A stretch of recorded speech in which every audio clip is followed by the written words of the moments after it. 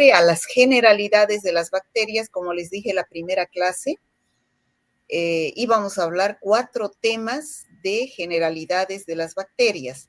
El primer tema era conocer a las bacterias, viendo qué componentes tienen, ¿no es cierto?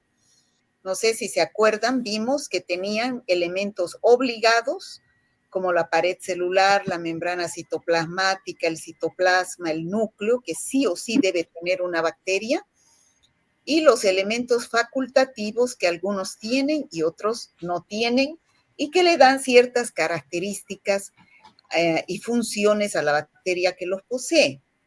Entonces, la anterior clase, de cada uno de estos componentes hemos visto su composición y sus funciones.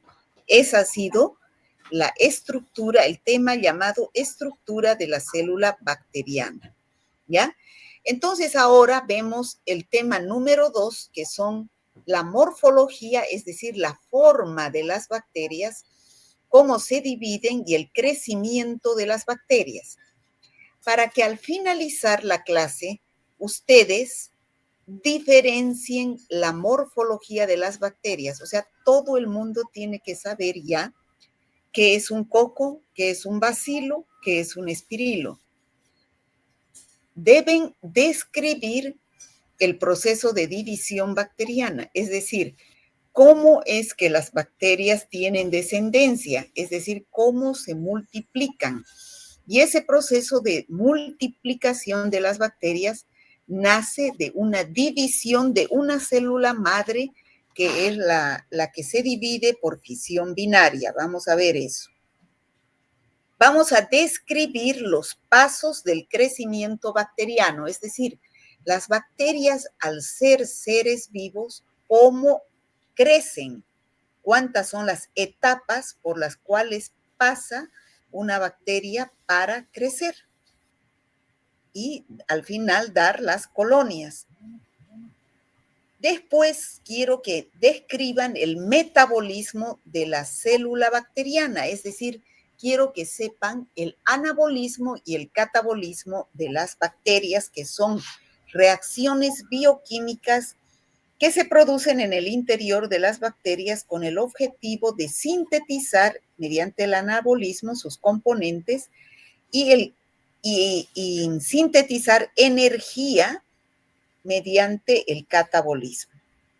Y por último, que ustedes identifiquen las condiciones físico-químicas, es decir, pH, temperatura, condiciones de aireación, de concentración de sales necesarias para el metabolismo y crecimiento de las bacterias. Entonces, eso es lo que vamos a avanzar en esta clase. ¿Cómo son las bacterias? Ya hemos visto en la anterior clase la morfología de las bacterias. En esta clase vamos a ver la morfología. Es decir, los cocos que ustedes ven acá en la figura son redonditos. Los bacilos, que son así, unos bastoncitos, ¿no? Alargados, cilíndricos. Y los espirilos, que tienen forma de tirabuzón, ¿no? Como un tirabuzón, forma espiralada. La mayoría de las bacterias adquiere la forma de cocos o de bacilos. Muy pocos son los que adquieren la forma de espirilos. Por eso es que al inicio de esta asignatura vamos a avanzar cocos y bacilos, que son los que se tiñen por la tinción de Gram, que es lo que vemos acá en esta diapositiva. El tamaño de las bacterias. Aquí vemos una regla comparativa sobre los diferentes seres vivos. Por ejemplo, ¿cuál es lo más pequeñito que existe? Un átomo, que mide de 10 a la menos 10 nanómetros. Le siguen las moléculas más grandecitas, las proteínas, después vienen los virus, después las células procariotas o bacterias, y aquí tenemos a las células eucariotas, que son las más grandes. Entonces, fíjense, las eucariotas se miden ya en milímetros, mientras que las procariotas, que son las bacterias, en micras, y los virus se miden en nanómetros.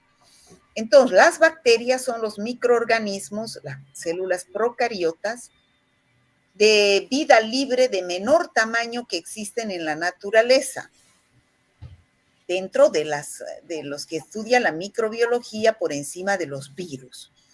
Los cocos tienen un diámetro de 0 a 2 micras, mientras que los bacilos son más grandes, miden de 1 a 10 micras de largo. Ahora, ya que hemos visto que las bacterias tienen forma de cocos, o sea, redonditos, bacilos alargaditos, y los espirilos así en forma espiralar o de tirabuzón, eso es cuando están aislados. Pero estas figuras también pueden agruparse, y cuando se agrupan reciben diferentes denominaciones. Por ejemplo, los cocos se agrupan en grupos de a dos, reciben el nombre de diplococos. A veces estos diplococos, como el neumococo, presentan una cápsula que abarca a ambas bacterias. Por lo tanto, es un diplococo encapsulado. También se pueden agrupar en cadenas. Ahí reciben el nombre de streptococos. En racimos, el nombre de estafilococos. En grupos de 4, ahí tenemos las tétradas, o las sarcinas en grupos de 8.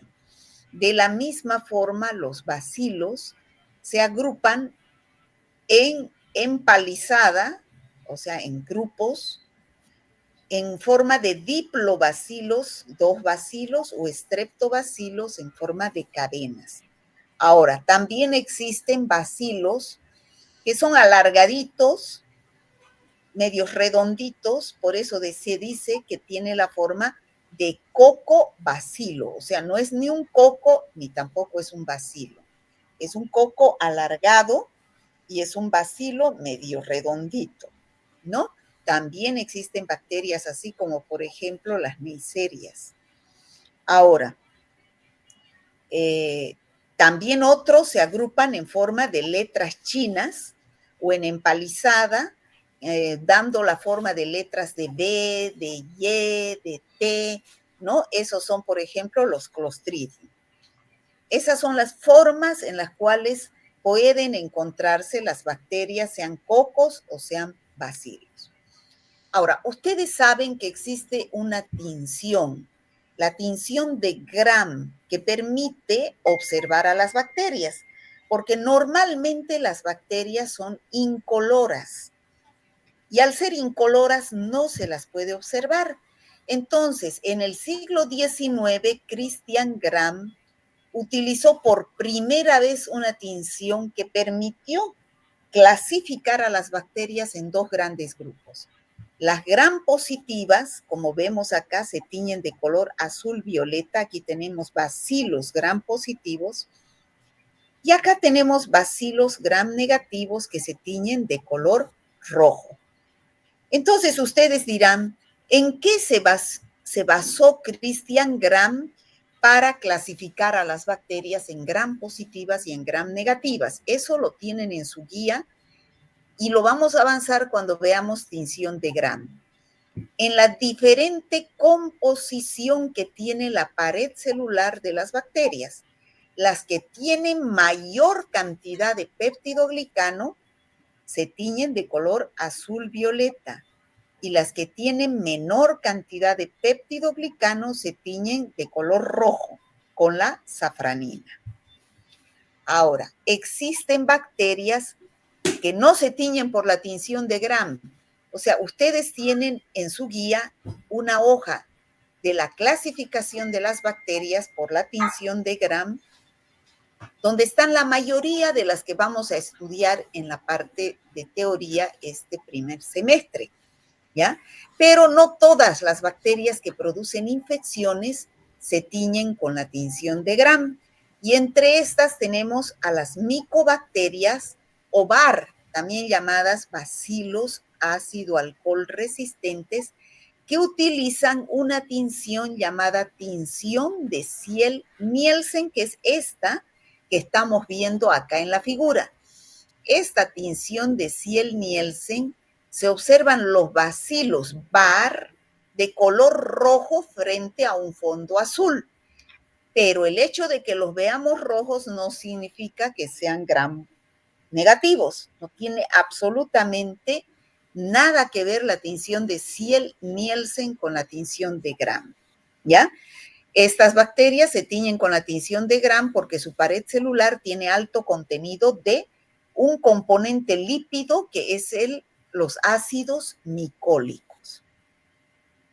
Existe también otro grupo de bacterias que son las espiroquetas o espirilos, que como dijimos anteriormente, tienen una pared celular bien delgada que no tiene péptidoglicano y por lo tanto la tinción de Gram no sirve para observar estas bacterias. No se puede observarlas. Entonces tenemos que acudir a otras técnicas como por ejemplo la inmunofluorescencia, la microscopía de campo oscuro, para poder ver a estas bacterias en forma de unos tirabuzones, espirilos, ¿no? Y también hablamos en la anterior clase que existen bacterias que no tienen pared, que es el género Mycoplasma, Mycoplasma hominis, Ureaplasma urealyticum, y al no tener pared celular, entonces no se pueden teñir con la tinción de Gram. Se utilizan otras técnicas que veremos cuando avancemos micoplasmas para observar a estas bacterias. Bueno, aquí tenemos cómo se tiñen. Vamos a ver en la clase de práctica cómo se tiñen las bacterias con la tinción de Gram utilizando una serie de pasos que lo van a hacer ustedes para que al final las bacterias se observen las gram positivas de color azul violeta, cocos, bacilos. Aquí también tenemos cocos en filitas, son los estreptococos, y los gram negativos de color rojo fucsia. Otra cosa importante, no sé por qué esta no se me queda, esta diapositiva, es cómo nombramos a las bacterias, ¿no? Al nombrar a las bacterias, estas voy a salir un minutito de la presentación para que se pueda ver esta diapositiva. Entonces, para nombrar a las bacterias, se las debe nombrar desde lo más simple, que es una especie. Varias especies forman un género, varios géneros forman una familia, varias familias forman un orden, varias órdenes forman una clase, varias clases, un filo, varios filos, un reino, de ahí viene un dominio y la vida misma, ¿no? Entonces, lo más simple para nombrar a una bacteria es la especie. Por ejemplo, si nosotros tenemos a la familia Enterobacteriaceae, esa familia tiene varios géneros. Género Escherichia, género Shigella, género Salmonella, género Yersinia, género Klebsiella. O sea, tiene varios géneros la familia Enterobacteriaceae. Y a su vez, cada uno de esos géneros que he nombrado tiene varias especies. Por ejemplo, el género Shigella, que pertenece a la familia Enterobacteriaceae, tiene la especie Shigella flexneri, Shigella dysenteria, Shigella bonnei, Shigella boydii, ¿no? Es el género Enterobacter tiene Enterobacter aerógenes, Enterobacter cloacae, Enterobacter sakazaki, Enterobacter agglomerans, ¿no? Es como decir, por ejemplo, la familia tiene varios hijos, que serían los géneros, ¿no? Que tienen diferentes nombres. Por ejemplo, la familia Cortés tiene varios géneros que son los hijos, porque son José, Pedro, Juan, María, Cortés. Y cada uno de estos, José, Pedro, Juan, María, Cortés, tiene a su vez hijos, ¿no? que serían Pedrito, Juanito, María, Anita, los hijos de Juan, por ejemplo, ¿no es cierto? Entonces, es lo mismo en las bacterias. Cada familia tiene varios géneros y cada género tiene varias especies. Y a las bacterias, como estamos llevando bacteriología, debemos conocerlas como género y especie. ¿Está claro, chicos, hasta ahí cómo se deben nombrar? Es poniéndole el nombre y apellido a la bacteria, solo que nosotros llamamos el género y especie y la familia. ¿Han entendido? Sí, doctora. ¿Y los demás? Sí, doctora, sí entendió. Ya, entonces, de ahora en adelante ustedes no me van a decir Shigela. Shigela es como decir Pérez. Pero ¿cuántos Pérez hay? Hay que decir si es José, Pedro, Juan o Martín. Entonces me tienen que decir ¿qué es? Shigela flexneri, Shigela boidi, Shigela disentería, Shigela sonei, ¿no? Ya específicamente de qué nos estamos refiriendo. Esa es la taxonomía bacteriana. Otro objetivo que teníamos para que ustedes aprendan es saber cómo se dividen las bacterias. Se dividen por fisión binaria transversal. ¿Qué significa fisión? Se fisura, se divide en dos, una célula madre, binaria en dos y transversal por la mitad, ¿no? ¿Cómo ocurre esto? Tenemos aquí una bacteria o célula procariota, su pared celular, su membrana citoplasmática, su citoplasma y su núcleo. Ya dijimos en la anterior clase que el núcleo era DNA cromosómico. Entonces, cuando esa bacteria recibe información genética de parte del núcleo del ADN mensajero, que esa bacteria se tiene que dividir dando lugar a dos células hijas exactamente iguales, el primero que va a replicarse y multiplicarse es el núcleo. ¿Por qué? Porque este núcleo se tiene que partir en dos, para dos células hijas exactamente iguales. Y esa pared celular empieza a dividirse formando unos septos transversos, que son los mesosomas, y después se forman las dos células hijas exactamente iguales, que después se separan. Entonces, este proceso se llama fisión binaria transversal, donde una célula madre se divide en dos células hijas exactamente iguales. Este proceso en las bacterias ocurre cada 18 a 20 minutos, donde una célula madre va a dar lugar a dos células hijas, si es que tiene las condiciones óptimas para vivir, que vamos a ver pH, temperatura, humedad, etc.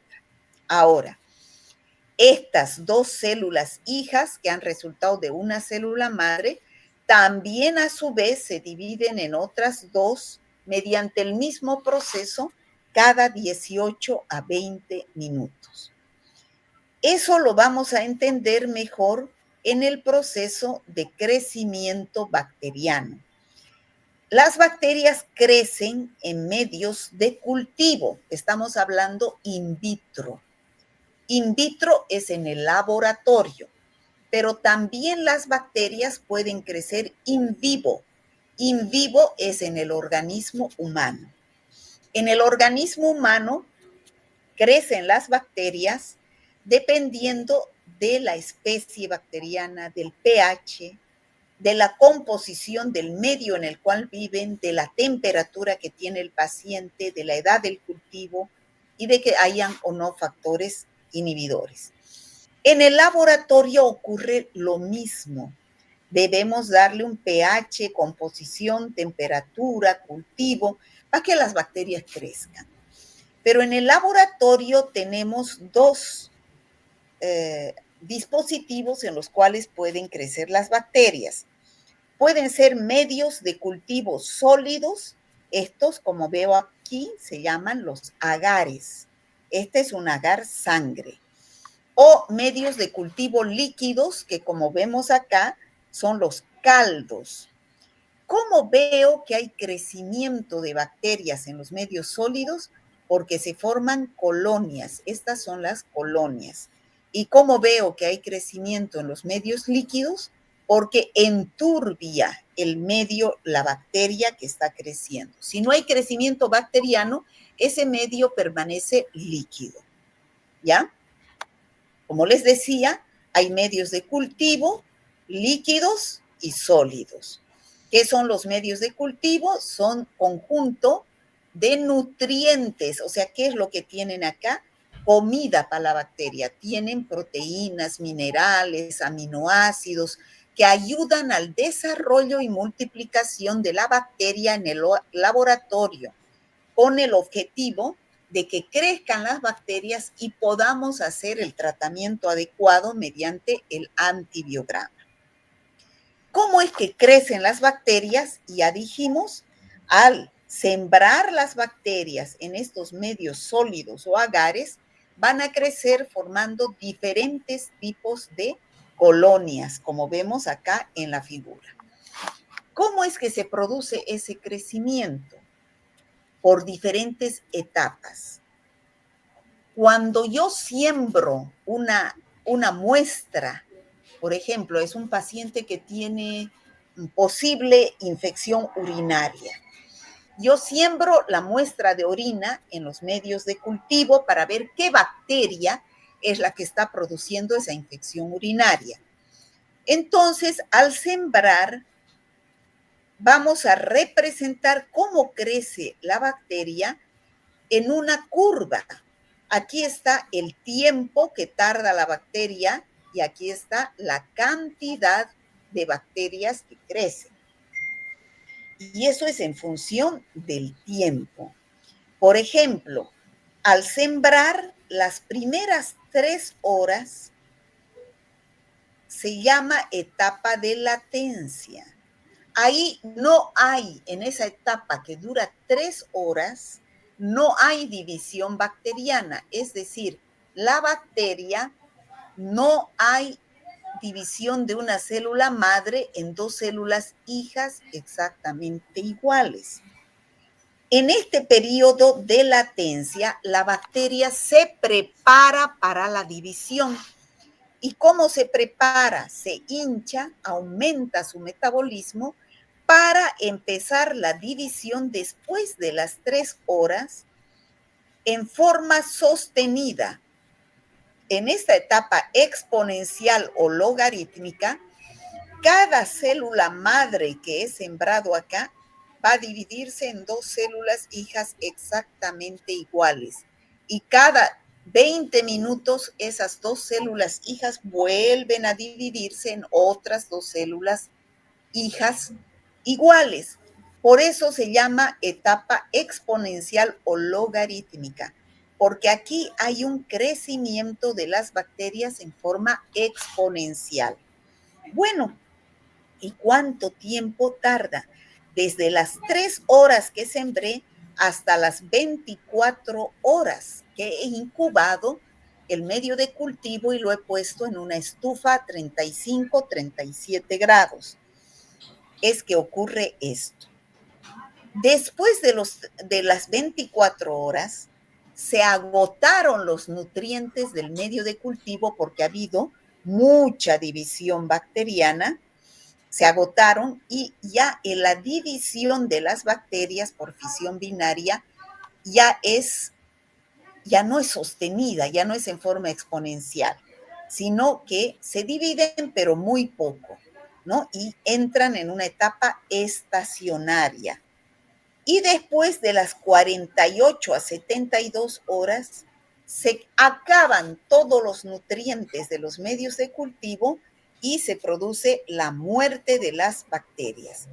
Es por eso que al cultivar una muestra de un paciente o al cultivar una bacteria, a las 24 horas que estamos aquí, vamos a observar qué bacteria crece, ¿ya?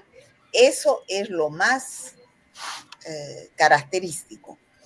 Ahora, hemos visto la morfología, hemos visto la división, la curva del crecimiento bacteriano, la taxonomía.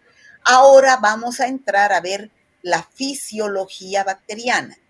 Las bacterias tienen diferentes denominaciones de acuerdo a las características mediante las cuales viven. Por ejemplo, las bacterias para vivir necesitan energía. ¿Y de dónde la obtienen la energía? Puede ser de la luz o de reacciones bioquímicas que se producen en el interior de la bacteria. Si la energía la obtienen de la luz, se llaman fotótrofas.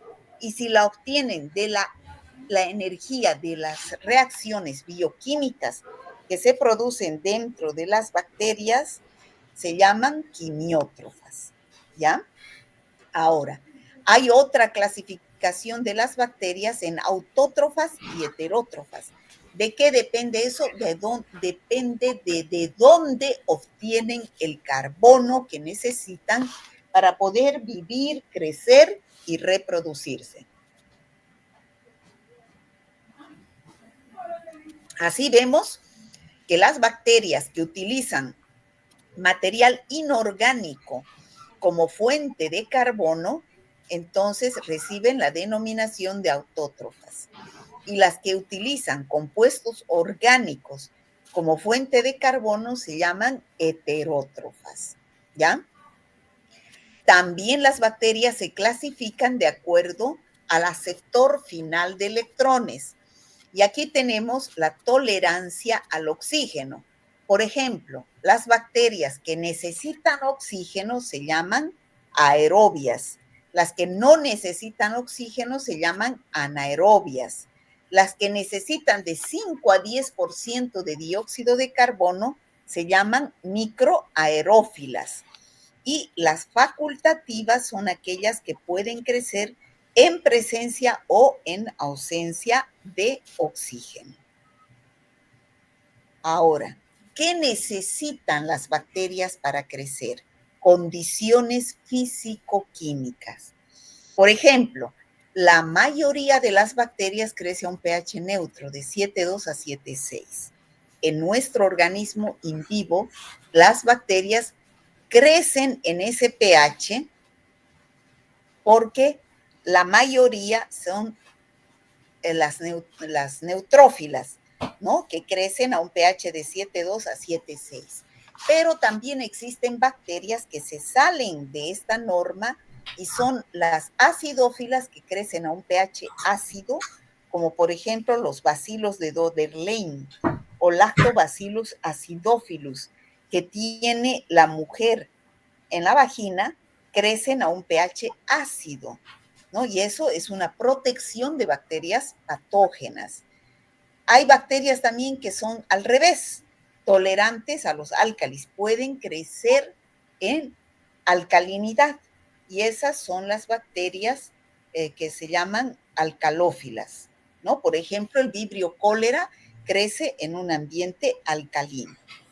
Otro factor físico-químico es la temperatura.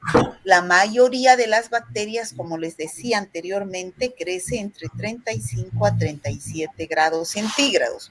Pero existen bacterias que se salen a la norma. Por ejemplo, las psicrófilas crecen a una temperatura de menos de 20 grados centígrados. Las termófilas crecen a una temperatura entre 55 a 80 grados centígrados. Por ejemplo, en los volcanes hay bacterias termófilas. Y las mesófilas, que son las que producen en su mayoría infecciones en el hombre, crecen entre 20 y 45 grados centígrados. Ahí están los 35 a 37 grados de nuestro cuerpo y de la estufa de cultivo in vitro, donde podemos hacer crecer a estas bacterias. La presión osmótica es otra condición físico-química. La mayoría de las bacterias crecen en un medio de cultivo donde el contenido de sales es de 0,1 a 1%, ¿no? La presión osmótica. pero existen también bacterias que necesitan mayor cantidad de sales. Esas se llaman bacterias halófilas, que solamente crecen cuando hay alta concentración de sal. Por ejemplo, los estafilococos. Por ejemplo, las bacterias marinas, que crecen en el mar salado porque tiene alta concentración de sales.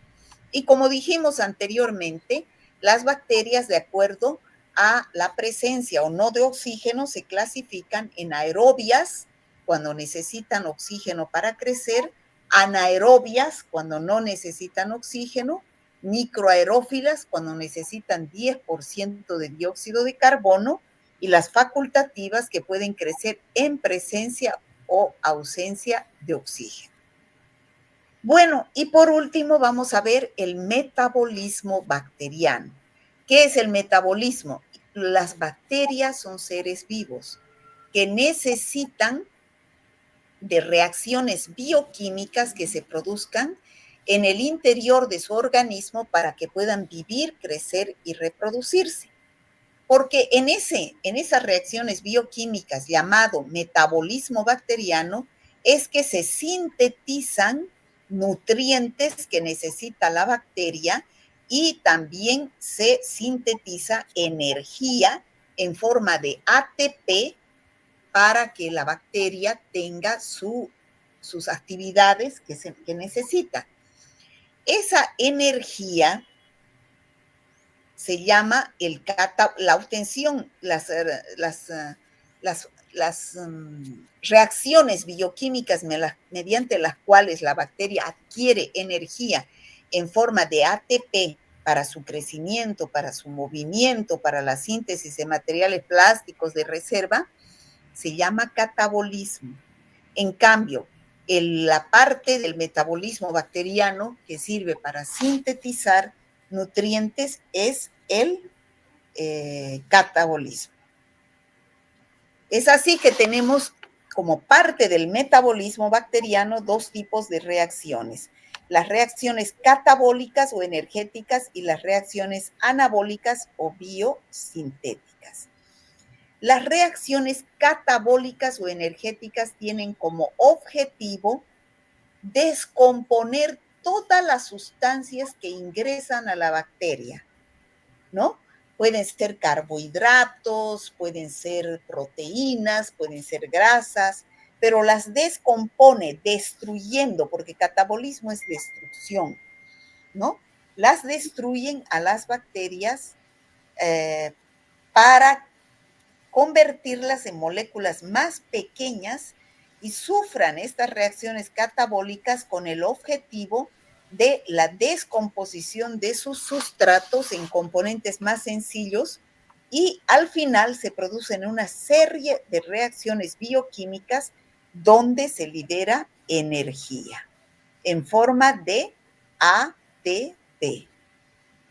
Bueno, después tenemos la síntesis. En la síntesis se llama también anabolismo o reacciones biosintéticas.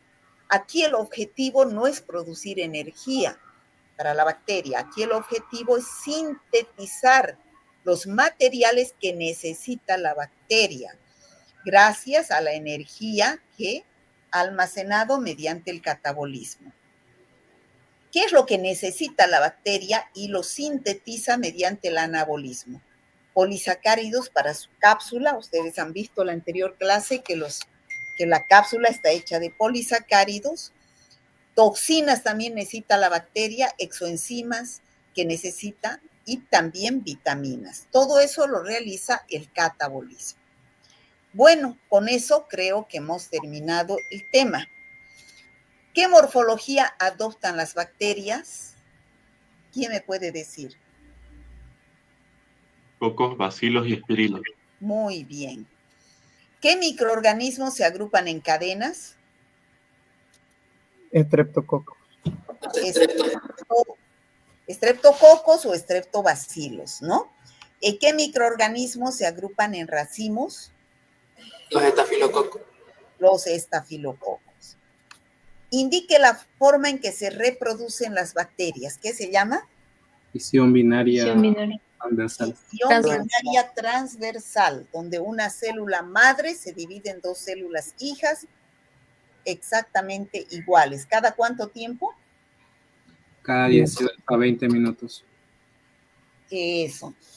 La nueva generación de bacterias es cada 18 a 20 minutos, así como en el ser humano. Una nueva generación es cada 9 meses se puede producir, que es el tiempo de gestación. En las bacterias es cada 18 a 20 minutos. La temperatura óptima de crecimiento de las bacterias patógenas para el hombre, ¿cuál es? 35 a 37. 35, 37. ¿Qué se llaman a esas bacterias? Crecen a esa temperatura. Mesofílica. Mesófilas. Muy bien. ¿Cómo se llaman las bacterias que crecen a menos de 20 grados? ¿Qué fue, chicos? Psicrófilas. Psicrófilas. ¿Y las que crecen entre 55 y 80? Termófilas. Termófilas. Termófilas. ¿A qué se denomina bacteria anaerobia? A aquella bacteria que vive sin oxígeno. No necesita oxígeno para poder vivir, crecer y reproducirse. El oxígeno la destruye, ¿ya? Y aerobia Que necesita oxígeno para vivir. necesita oxígeno para vivir. Y microaerófila Un 10% de dióxido de carbono. necesita 10% de dióxido de carbono. Ahora, ¿qué es el metabolismo bacteriano? Es el conjunto de reacciones bioquímicas que se producen dentro de la bacteria para, uno, sintetizar sus nutrientes. Y número 2, ¿cuál es? Producir energía. ¿A qué se llama catabolismo? A la destrucción de moléculas grandes para sintetizar energía en forma de ATP. Y el anabolismo, conjunto de reacciones bioquímicas que se ocupa de sintetizar los elementos que necesita la bacteria para poder crecer, vivir y reproducirse. Bueno, con esto hemos terminado, con este refrán. No es la altura, ni el peso, ni los músculos, ni la belleza que te hacen una gran persona. Es el corazón y la humildad. O sea que el aspecto físico no le hacen a uno una gran persona, sino la humildad y su buen corazón. Bueno, ¿hay algo, chicos, que quisieran, hay algo que quisieran preguntar?